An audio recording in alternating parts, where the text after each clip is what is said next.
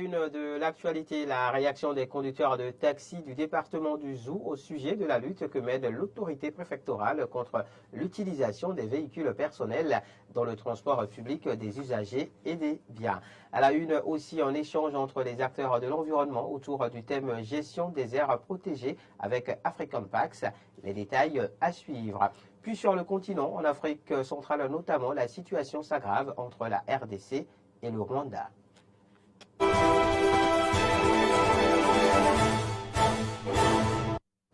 Bonsoir, merci de nous préférer pour vous informer. Bienvenue. Désormais, plus de véhicules personnels dans le transport public des usagers et des biens dans le département du Zou. La préfecture a déclenché une guerre contre cette pratique. La mise en garde lancée contre les indélicats prend fin ce week-end, laissant place à la phase répressive qui démarre dès la semaine prochaine. Dans le rang des conducteurs de taxi, la décision est fortement appréciée.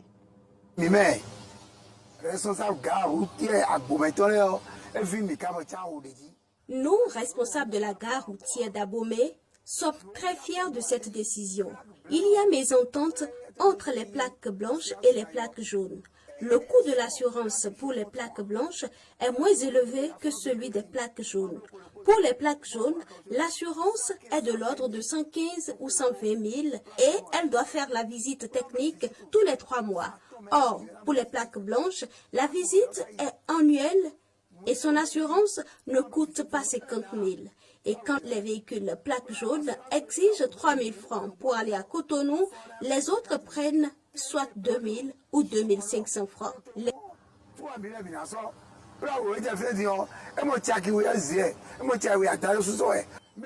plaques jaunes prennent la vignette et payent 600 francs pour le ticket de la mairie, alors que les autres ne viennent même pas sur la gare pour faire face à toutes ces dépenses.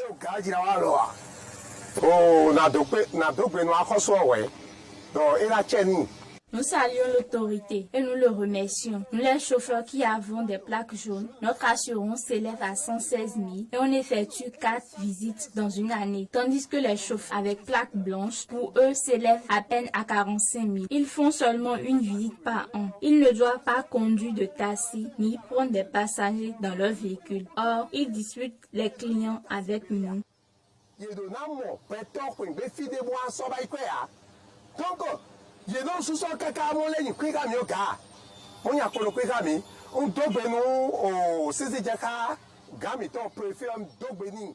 Je remercie encore le préfet et je lui demande de veiller au respect strict de cette décision. Je demande de mettre les forces de l'ordre sur les routes afin d'arrêter ces conducteurs de véhicules. Nous n'avons rien contre ceux qui ont perdu leur boulot et qui veulent faire du taxi. Nous leur demandons de respecter la loi en acquérant les plaques jaunes.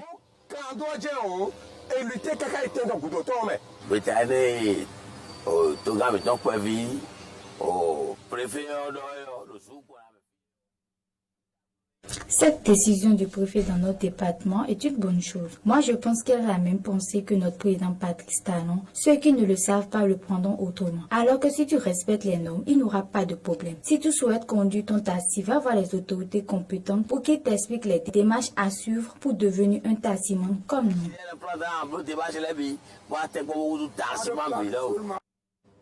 Dans un autre registre, le ministre du Tourisme, de la Culture et des Arts, Jean-Michel Abimbola, a animé un point de presse hier sur la participation du Bénin à la 60e édition de la Biennale de Venise. C'est en présence du commissaire du pavillon, José Plia, du directeur de l'Agence de développement des arts et de la culture, William Kodjo, et des 4 artistes sélectionnés pour représenter le Bénin à cet événement incontournable de l'art contemporain mondial. La 60e édition de la Biennale de Venise présentera pour la première fois en 2024 un pavillon béninois. La participation du Bénin à cet événement phare se tiendra dans la Cité des Doges du 20 avril au 24 novembre 2024.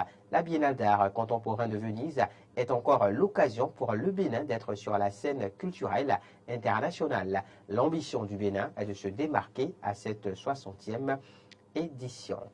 On parle médias à présent. Le quotidien béninois d'information du service public La Nation a effectué sa rentrée thématique édition 2023, placée sous le thème « L'économie béninoise, pilier dynamique et résilience.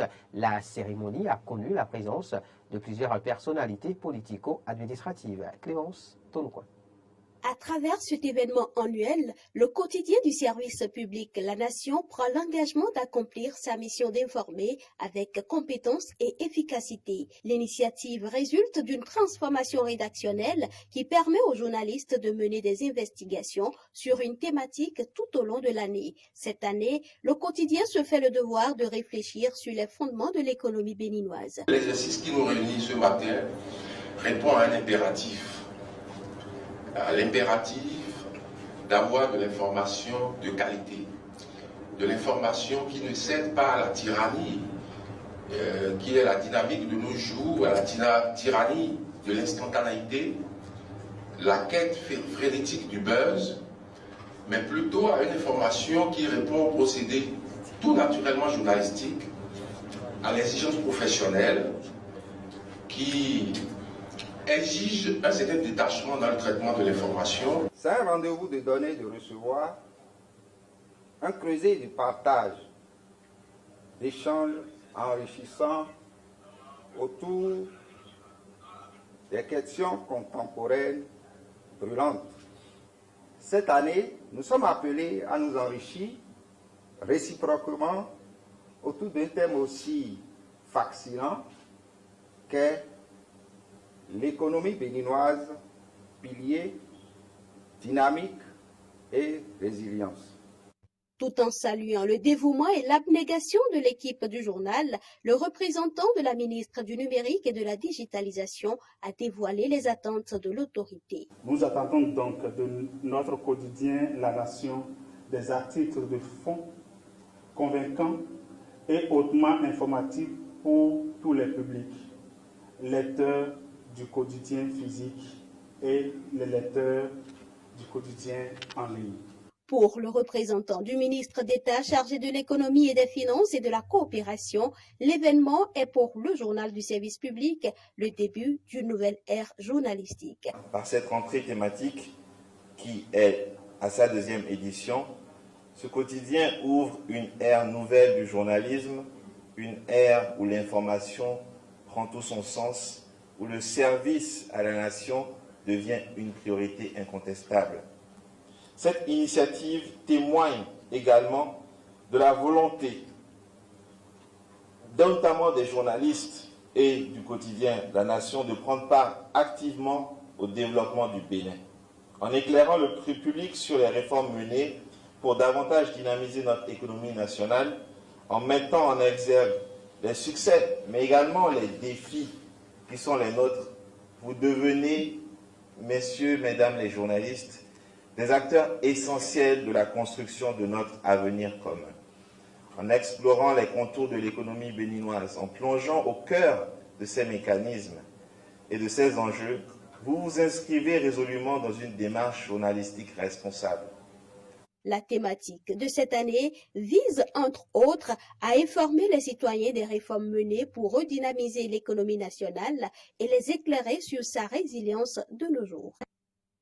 Gestion des aires protégées avec African Pax, c'est le thème du café environnement de cette semaine au campus d'Abomey-Calavi. Dégustation des mets locaux, panel de dégustation et réseautage ont meublé la rencontre. On fait le point avec Arthur Wando. C'est une 17e session du Café Environnement qui intervient à quelques jours de la célébration des 63 ans de l'indépendance du Bénin. Ici, le geste est patriote puisqu'il met en avant les aires protégées. Aujourd'hui, c'est la 17e session du programme le plus innovant d'éducation environnementale. Et puisque nous sommes à quelques jours de la célébration des 63 ans d'indépendance du Bénin, donc nous avons voulu faire un geste patriote en mettant en avant les aires protégées du Bénin, notamment le parc national du W et le parc national de la Pendjari. Et pour réussir la mission, 2 experts ont accepté de venir éclairer la lanterne de ces jeunes engagés pour le bien-être de l'environnement. Eric est le premier. Nous avons présenté la conservation des aires protégées avec African Pax au Bénin. C'est un territoire délimité destiné à la propagation de la faune et à la conservation de son habitat.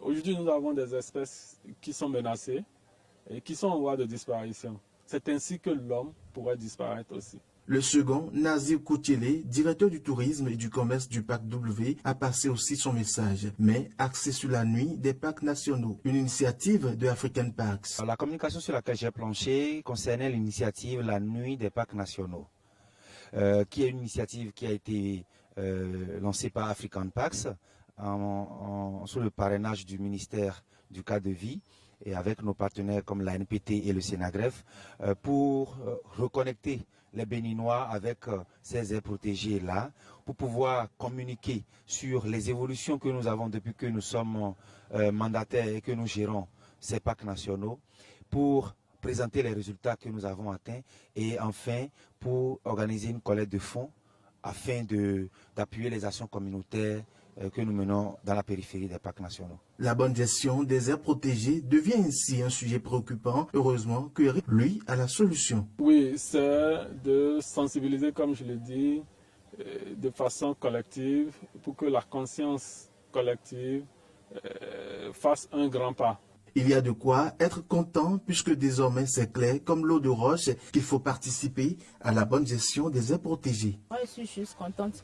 Parce que quand il s'agit de protéger l'environnement, ce n'est pas seulement là où on doit vivre ou bien notre milieu où on utilise. Il faut aussi protéger les parcs, les lieux touristiques et c'est surtout les parcs qui sont des lieux touristiques. Pour ce café environnement spécialement, je suis très contente parce que le thème du mois, j'avais déjà une idée particulière par rapport à ça parce qu'on a déjà travaillé sur les gestions des aires marines protégées. Maintenant, il s'agit des faunes. Il faut rappeler que le Café Environnement se tient tous les derniers jeudis du mois et est une initiative qui vise à protéger l'environnement. L'actualité internationale à présent sur le continent, en Afrique centrale notamment, la situation s'aggrave entre la RDC et le Rwanda. Les troupes rwandaises ont franchi la frontière de la RDC. Plus de détails sur le sujet avec nos confrères de RT France. Le 27 juillet, l'armée de la République démocratique du Congo a déclaré que l'armée rwandaise avait violé la frontière du pays et attaqué ses gardes-frontières. Des unités rwandaises auraient attaqué des positions des forces de sécurité de la RDC. Le nombre de troupes qui ont franchi la frontière n'est pas indiqué. Il n'y a pas non plus d'informations sur d'éventuelles victimes lors des affrontements. Selon Sylvain Ekenge, porte-parole des forces armées de la République démocratique du Congo, l'armée congolaise a réussi à repousser les terroristes rwandais. Dans leur intervention, les éléments des forces armées de la République démocratique du Congo chargés de la sécurité des frontières, dépêchés sur les lieux, ont été attaqués par l'armée rwandaise. Les affrontements qui s'en sont suivis ont permis au FARDC de repousser les terroristes rwandais, auteurs de cette provocation intolérable, qui se sont repliés dans leur pays. Le 23 juillet, 10 personnes ont été tuées par des combattants du groupe rebelle des forces patriotiques et d'intégration du Congo. De nombreuses maisons du village ont été incendiées lors de l'attaque des militants. Les relations entre les deux pays se sont envenimées en janvier 2021, après que le groupe rebelle Mouvement 23 mars, représentant le peuple Tutsi, la date est liée à l'époque de pourparlers de paix de 2009, a commencé à combattre activement dans l'est de la République démocratique du Congo. Le Congo accuse les autorités rwandaises de soutenir les militants. Les autorités rwandaises, à leur tour, ont accusé la République démocratique du Congo de coopérer avec les forces démocratiques de libération du Rwanda, un groupe rebelle représentant l'ethnie Hutu. Ce groupe est basé au Congo. Il y a environ une semaine, la RDC a averti que le Rwanda se préparait à faire entrer ses troupes sur le territoire de la République, justifiant l'invasion par l'inévitabilité d'une attaque présumée des forces démocratiques de libération du Rwanda contre le Rwanda à partir du territoire congolais. Les forces armées de la RDC ont qualifié cela de faux prétexte. Et ce sera tout pour cette édition. Merci de l'avoir suivi. Bonne suite de programme sur nos antennes.